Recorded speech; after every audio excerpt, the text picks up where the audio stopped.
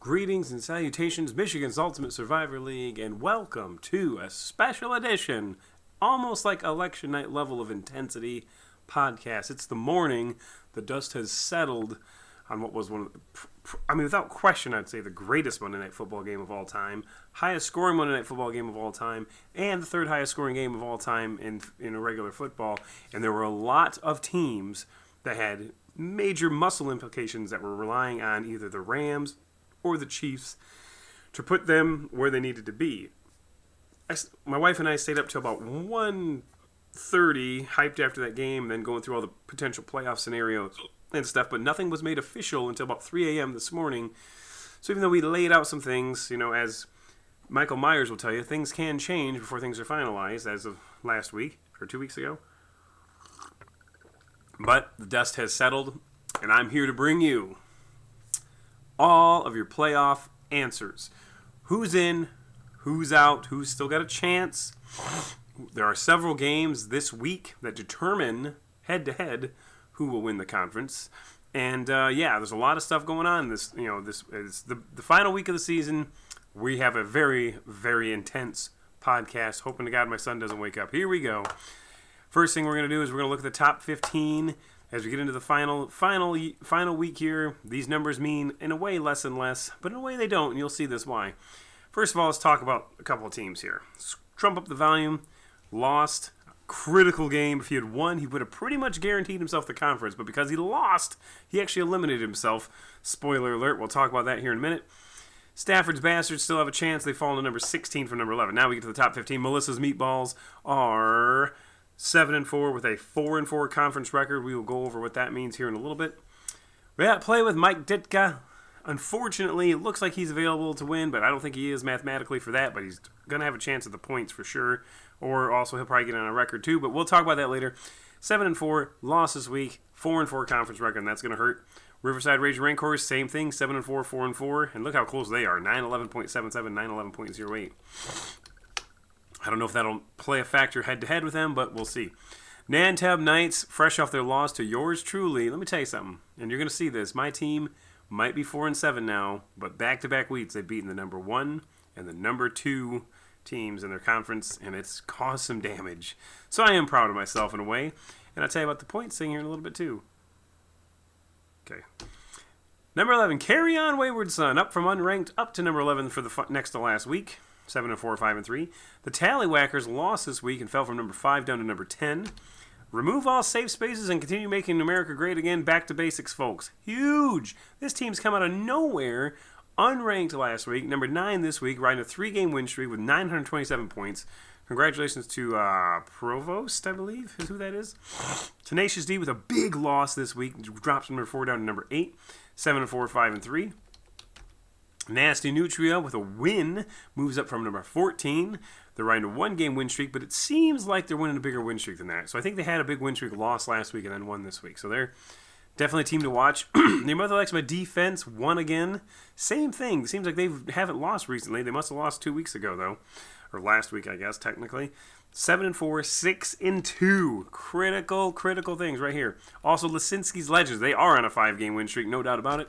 7-4, 6-2. The owner of the year right there took over a team that was fractured and fractured butthole, as South Park would say. Fractured butthole. Get it? Get it? Oh yeah, clever Parker and Stone. So 7-4, they're up from number 12 to number 5. Number 4, the Donkey Punchers, who lost this week but maintains a top 5 ranking, falls from number 3 down to number 4. Not colossal damage, but it hurts. Then we get up to the new number 3 team is the Granny Baloney Curtains, a.k.a. the GBC, as we like to call them. 8-3, 5-3, 967. And then we get into the Black Hole. They lost to me 2 weeks ago, but they won this week, and that's a huge win. I'll tell you more about that in a little bit.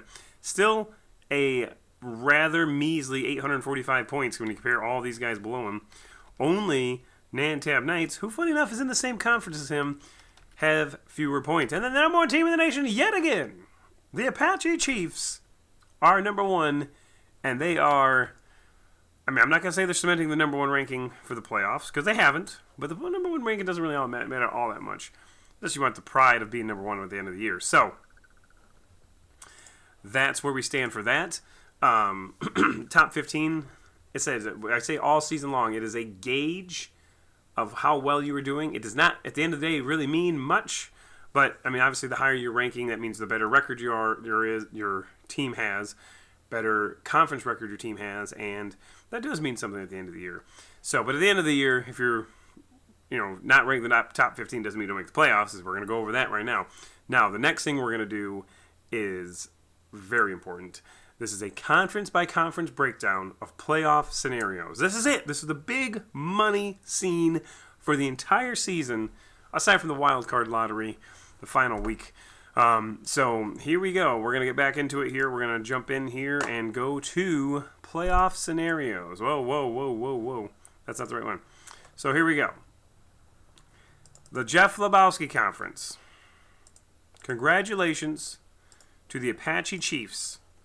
The Apache Chiefs have won this conference with a 9-2 conference record and a 6-2 conference record. So even if they lose, which they probably will, they'll be 9-3. The highest anyone else can get is 8-4.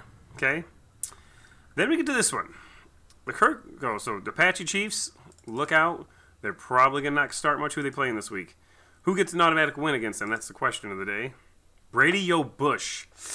They're in playoff contention too. So look out. And we'll talk about that in a minute. The Kirk Lazarus Conference is the only conference, I believe. Let me look at my notes. Yes, the Kirk Lazarus Conference is the only conference where multiple teams, like more than two, have a chance at winning. So if you look down here, your Mother Likes My Defense is 7-4. Stafford's Bastards, Dublin Drunks, and Papa's Playas are 6-5, 5-3. Unfortunately, Super Original 6-5, 4-4. They are eliminated because two of these teams, I believe, Old Papa's Players and Stafford's Bastards, play each other this week. So, unfortunately, one of these teams is going to be 6-3 or 7-2, which means that Super Original is, in fact, eliminated from playoff contention or from conference championship contention. Not eliminated from playoffs. But, and then we go down to, let's look at this. Now, this here, we have a playoff scenario here, okay? Very easy. Your Mother Likes My Defense. They win the conference. That simple. All you gotta do is win there, Mr. Harvey. The other scenario, Stafford's Bastards can easily win too. If Your Mother Likes My Defense loses and Stafford's Bastards beats Old Papa's Playas, they get in. Because Stafford's Bastards would be 7-5, 7-2, whereas Your Mother Likes My Defense would be 7-5, 6-3. So this is where the Stafford's Bastards win, and Your Mother Likes My Defense loss. Stafford's Bastards at this point wins the conference. I'm going to make this purple so you can see that I mean business. Then we go down here. The next scenario. Right here. If Your Mother Like My Defense loses, and Old Papa's Playas beats Stafford's Bastards, and Dublin Drunks beats Dewayans, believe it or not, Dublin Drunks would win the conference because there'd be three teams that are 7-5, 6-3, OPP, which is Old Papa's Playas, Dublin Drunks, and Your Mother Likes My Defense, but the Dublin Drunks and the OPP have the same 2-1 tiebreaker against the three teams, but Dublin Drunks beat Old Papa's Playas. So yes, Jeffrey Arbogast, you can win your conference. You need a little bit of help. You need to win. You need an Old Papa's Playas win. You need a Stafford's Bastards loss, which they're playing each other, so that will happen if OPP wins. And you need a Your Mother Likes My Defense loss. So an OPP win, a Mother Likes My Defense loss, and you have to win, obviously, Jeff. You will win your conference and get a first-round bye. Now, again, winning the conference is huge because of those words I just said. First round bye. Critical info. So then we get down, well, that's where this was right here. You can't see this because my head was in the way. Then we get to the final scenario. If Your Mother Likes My Defense loses, and Old Papa's Playas wins, and Dublin Drunks loses, then Old Papa's Playas, in fact, would have the tiebreaker because they beat, it'd be just Your Mother Likes My Defense, 7-5, 6-3. Old Papa's Playas would be 7-5, 6-3. Old Papa's Playas beat Your Mother Likes My Defense head-to-head. So, 4 teams can still win this conference going into the final week, which is kind of nuts if you think about it. But It's great. That's why you play the game, right? You know what I'm saying? So moving on now, we have the next conference in this division, or in this discussion, is the Ron Burgundy Conference. Ron Burgundy, Melissa's Meatballs, fresh off their loss. They could have clinched everything with a win and a trump of the volume loss, but you know what? They didn't. They would have been 8-3. They would have had it won. Melissa's Meatballs. In fact, let me just tell you about Melissa's Meatballs here, shall we? Let's look at their schedule. What is this? 34.92 points in the last game of the season. They did. Did they? Yeah. They got tripled up, people. Tripled up by Jeremy Orr's Kakambas. Incredible victory for Kakambas, keeping them alive, I believe, somewhat. Not really, but keeping them alive for the playoffs at the very least. So we go back to the playoff scenario over here, and we have Sticks It In Ya, who is 6-5 with a 6-2 conference record. This is why I always say how important these conference records are. They are playing Melissa's Meatballs this weekend. So the number 1 team in the division, or conference, taking on the number 2 team in the conference, head-to-head, winner take all. Winner of that game wins the conference, period. Nothing else matters. Whoever wins that game wins the conference. So big implications for that one. We get down to the Jeff Spicoli Conference here. We have the Black Hole, fresh off Nantab Knights losing. The Black Hole has a 2-game edge with 1 game to go, which means that they will get an automatic win this week. I don't know who they're playing, but they're probably going to start a bunch of third stringers. They're playing Nabtab Knights. They might play just for spite. Maybe. I doubt it. It wouldn't be the smart thing to do, but they battled head-to-head all year long, and now they play each other, and it means nothing. If both these teams had won, it would have been... If they'd won out from 2 weeks ago, 3 weeks ago now, 2 weeks ago, they'd be the number 1 and number 2 team in the nation. Now it's number 2 and number 12. It doesn't mean a goddamn thing, except for Nabtab Knights needs a win. So, does the Black Hole be a dick and start someone just to ruin Michael Myers' season, potentially? Or does he just play it smart, play a bunch of bums? Michael Myers had a rough year. I think he deserves a break. We'll see. Not football-wise, personally-wise. We love you, Mike. Anyway, Lisinski's Legends, unfortunately, even though they're 7-4, 6-2, they can't do anything. They can't win 2 games in 1 week. I mean, it can't happen. So Lisinski's Legends, unfortunately, can't win the conference, even though you've had one hell of a run. Congratulations. Now, you'll probably still make the playoffs. More on that in a little bit. We get down to the Frank Drebin Conference. This is kind of brutal here, okay? Because on the paper, you've got the Donkey Punchers, Remove All Safe Spaces, and Play with Mike Ditka, 7-4, all 3 alive, right? Not really. And the reason is, not only is Tony Cromwell's division record balls, 4-4, but the Donkey Punchers and Remove All Safe Spaces continue making America great again. Back to basics, folks. Love that name. Not really. Don't like saying it. They play each other. They play each other this week. So Donkey Punchers versus whatever this name is. Head-to-head, winner take all for the conference. Second, the loser of that game's going to still have a really good shot at making the playoffs. Play with Mike Ditka wins. They're going to have an amazing shot at making the playoffs. They're pretty much in if they make the playoffs. So, a lot going on there. And then we get down to the final conference here, which is the Brody Bruce Conference. 2 teams can win it. Granny's Baloney Curtains, they win, they're in. Or if a win and a Tenacious D loss, they will be in. Tenacious D, win the conference, that is. In's a different story.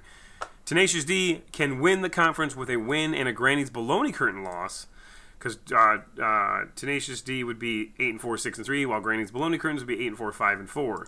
So there you have it, folks. There are your complete playoff breakdowns or conference winner breakdowns. There are other ways of making the playoffs, though, and that's what this god-awful thing represents. So we look at this, and you probably can't see it, but you see a bunch of different colors on here. And these are the overall record seats, okay? If you're blue, that means you're gonna be exempt from the overall record thing because you've already won, okay?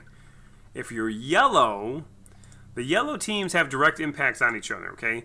Granny's Baloney Curtains or Tenacious D, one of these 2 teams will win the conference, so you'll take that out. Okay? The Donkey Punchers and Remove All Safe Spaces, they play each other, so one of them will be out. But one of them will be in, more than likely. Then you've got Lisinski's Legend, who's pink, playing Better Bring Your A Game, who's pink. One of these teams will win. The reason these are important to stress out is because the teams that aren't colored down here, that you think, oh, hey, I'm 6-5, 4-4. You know, see these guys down here that are not colored in at all? These 6-5 teams? Yeah. It's almost not possible to make it in because, you know, like I said, the reason these are colored is because one of them is going to win and win a conference, which takes them out of the running, but one of them is going to lose, you know, and, you know, that will make them 7-5. So, I mean, there's a lot that can go on, but if they're the same color, that means they're playing each other. So Stafford's Bastards, Your Mother Likes My Defense, they're playing each other. The ones that you want to look for, the ones that are just like kind of light blue, these teams here, they don't play anyone relevant in the final week. So, I mean, a lot can happen there. They don't play each other, so not one of those teams isn't going to get an automatic win. So, then you got Tallywhackers. People bitch about the randomizer all the time. Like, oh, this is the randomizer. Randomizer got a win last week, by the way. This right here is exactly why the randomizer exists. Now, Kelly Fowler, I highly doubt you watch these podcasts. You haven't submitted a lineup for 3 weeks straight. But if you know Kelly Fowler, get her on the horn. Because the Tallywhackers play bitches back this week. And bottom line is, they are in a position to knock a lot of these teams out of the playoffs if the Tallywhackers wins. Should they get an automatic win? No, they shouldn't. That's why the randomizer will create a lineup for them to play against. Now, granted, the randomizer, I think this year is like 2-10 or something like that, but they can win. It's not an automatic win ever. So the teams that are rooting for the Tallywhackers to lose, that's why the randomizer exists, because it prevents an automatic win. Now, I want you to get on the phones. I want you to call your senators, call your congressmen, call Kelly Fowler and say, bitch, be back. Not bitch is back. Bitch needs to be back. I'm not calling you bitch. I'm just saying the team, bitch, is back. Needs to be back. So, get her on the horn. Josh Crampton, I love you, but I don't want anyone to get in automatically. I don't want anyone to get on by default. I don't want anyone to win just because. I want bitches back to be back and make you earn that victory. Please, call Kelly Fowler if you know her. Facebook Messenger. Do whatever you got to do. Because I don't like when people don't submit lineups. Now, also, you can't make the playoff drawing still, but you gotta have some pride, you know? Like, I had pride. My team was 2-7. 2-7. Dead last in the conference. And I submitted lineups to beat the top two teams in my conference. Just to be a dick. And also to potentially get in on the points. So, yeah. There's that. Now, you have another interesting color here, because you see the black teams, which are Namtab Knights and Brady O. Bush. These guys are pretty much gonna get automatic wins, and that's just the way it goes. Because Nantab Knights and Brady O. Bush are both playing teams that have already won their conference and have literally nothing to play for at all. They'll automatically have a bye. It'd be kind of foolish to waste players unless they just want to be assholes and say, you know what, I don't want you to win automatically because especially Brady O. Bush playing Apache Chiefs. If Apache Chiefs beat them, Brady O. Bush is not making the playoffs, period. So Apache Chiefs could be a real, peace pipe smoking asshole and knock her out with nothing to play for other than maybe being the best team overall, the number one overall seed, which means you get the worst of the playoff team. So you might have something to play for, but not much. Nantab Knights, really, even if he loses, he's probably still going to make the playoffs. Look at the points he has. He doesn't have that many points. Nantab Knights, I don't know. So, Cucumbas and Trump Up the Volume, they play each other. Loser, that's out of the playoff drawing, I'm sure. Same with Stafford's Bastards. Well, the more like that's the 4-man race. It's too tough to call on that one. And then, like these white teams, Cloacal Kiss definitely being an exception. If they win, they'll be 7-5, 6-3. They could still make it in for sure. But these other teams, 7-5, 5-4, they're probably not going to be enough. I'm sorry, white teams. Cheechki, Squadrels, oh my god. Shame in the family name. Look at that, 4-game losing streak. And just an abysmal performance this week by the Squadrels. Well, they scored 12 points, I think, maybe. Squadrels, let's see what you scored this week, pal. 35.62. Now, here's the thing. I normally don't do winners and losers anymore, but I got to talk about the losers this week, okay? Losers this week, Number one, I put Squadrons on there because of an epic free fall that would make Tom Petty jealous. Carson Wentz. Now, I've said it before, maybe even on this podcast, the Philadelphia Eagles have to be the worst and the lamest Super Bowl champion ever. Nobody's scared of them. Nobody says, oh, we got to go into Philly and play them. Why? Do you know why nobody says that? Because fucking Carson Wentz scored .42 points this week. What? Are you kidding me right now? This is a true story, folks. Let's look up Carson Wentz, shall we? Let's look him up. Quarterback, overall, right here. Where's he at? Where's he at? Where's he at? You have to scroll down 100 times because right here, I don't know if you can see this. Let me see. Can you see this? You can't. Well, let's zoom in on this shit. Carson Wentz, where you at, friend? Carson Wentz, look at this. .42 points. That's not 1.42. That's not 2.42. That is .42 points. And he single-handedly derailed a lot of teams, including, I believe, Melissa's Meatballs. Let's see who started in this week. Oh, it doesn't say. Cool. I got to see who he just screwed over. Here we go.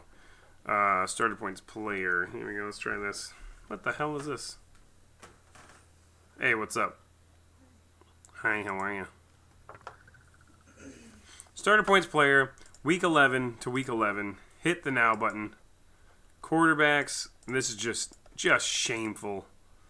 Just absolutely shameful. Here we go. This is gonna be good. I can't wait. Oh, hey. Yeah, that's right. It doesn't show anything. What a debacle. Ho ho ho ho! So, Uncle Rico, now you see me, now you don't. FL inbred redneck. Zeke's relationship corner. Bring back the butt fumble. Carry on Wayward's son, who is in playoff running for sure. Collector Kings. Brady's balls. Squadrons and Melissa's meatballs. All started this absolute shitbag who laid up .42 points.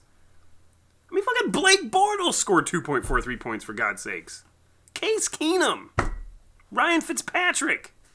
Drove Dick 20 times him.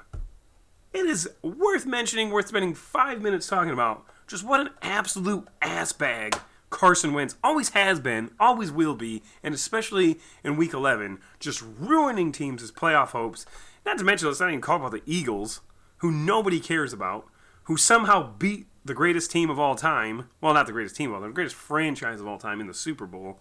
And then to lay up .42 points, I'm going to go on record and say, and I'm going to look, because I'm not going to look now in this podcast, but I'm going to say that's probably the all-time worst.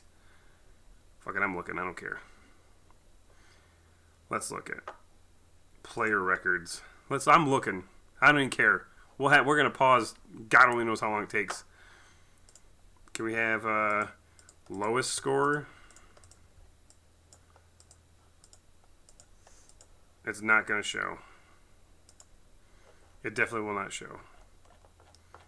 It definitely will not even come close to showing.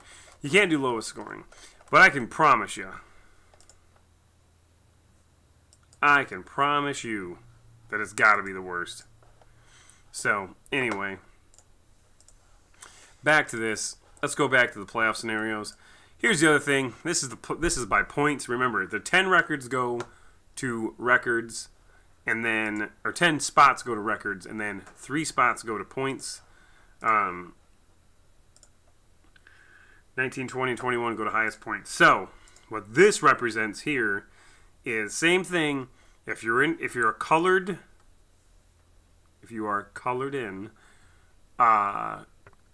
you have a good chance of making the playoffs based on record. If you are white, if you have a white background here, aka Steel City Sackers and Providence Power, you have to make it in on playoffs. You have no chance of making it on record. As you can see, Steel City Sackers and Providence Power are both. Well, Steel City Sackers might make it in. They're 6-5, no, they're not. They're 3-5 conference record. They're done. So, but they can make it in on points. 936.08, 931.39 for Providence Power. They are number 6 and 7. respectively. Now, let's assume all these teams that are colored in make it in. Then we're talking Chichki and Password is Taco and Uncle Rico all within 2 points of each other. Even Hernandez Hitman has a chance if all these teams make it in. Because you got to realize, the Apache Chiefs are going to make it in automatically. One of these two teams will make it in. So that rules out one. So I mean 1, 2, 3, 4, 5, 6, 7, 8, 9, 10. So yeah, Hernandez Hitman, Mail-In Incorporated even, still has a chance. You have one big week. You get down here, you would have to really have a big week. Super Original, I'm going to say, is probably the cutoff. Maybe DeWyans. But yeah, I mean, you'd have to have a monster week. Squadrels, Front 7, I mean, you'd have to have a monster week. 130 points probably to have a chance. Still a chance. Steel City Sackers, Providence Power, Chichki, Password is Taco, Uncle Rico. These guys are within 20 points of each other. Gonna be close. Every point matters this week, guys. Every point matters. So submit who you have to. You got to have a super lineup to make it. I mean, Uncle Rico, none of these guys who are in the white are gonna have a chance of making it otherwise. Kakambas, they're this weird blue color because they play Trump Up the Volume. That's big. That's big. Because, I mean, if you lose, you're not making it in on record, that's for sure. Kakambas could score a lot of points, still lose, and still make it in on points, so they could. So, I don't know. It's going to be close. It's going to be close. So, in summary, congratulations to the Apache Chiefs. Congratulations to the Black Hole. Both get first-round buys guaranteed, so they basically get 2 buys in a row because they can start bums this week if they want to. You do have to submit a lineup, though. Reminder, you do have to submit a lineup, otherwise you will be randomized and you might not like it. So, Brady O'Bush is a tough situation here. Because, yeah, I mean, they're going to make it. They're going to make it in because they're going to get an automatic win, probably. But, hey, they deserve it, I guess. Tallywhackers, I'm a mess. Cue the baby Rexa, because I'm a mess. No? Okay. Yeah, I don't know. Like I said, we were up all night. I got up first thing this morning, started busting out these scenarios. Luckily, most of them are pretty easy, but not all. There's that one conference where there's 4 teams that can still win it. A couple conferences, a lot of conferences, 1 or 2 teams, or only 1 or 2 teams can win. And in 2 of those, they're playing each other this week, which makes my job easier. So there have definitely been worse years to do these playoff scenarios. So hats off to all you. Congratulations to winners. Enjoy Thanksgiving football. Enjoy the food. Cassandra's got a spread laid out already, getting ready to go in. Well, getting ready to go in the cupboards. Or, some of it's going to start. We've started thawing out our turkey, I believe. It's a big old butterball. So, we'll talk next week. We will have the complete playoff breakdown as well as the wild card lottery. Remember, if you do not know how that works, every win you have gets you a ticket. If you've been randomized twice or more, you are eliminated, which there are some teams that are that way. Thanks for playing. Bye-bye. Andrew Brown, really? What happened to you? You got your new iPhones, and you're like, I don't care anymore. So, all right, have a good one. Enjoy Black Friday. Survive it.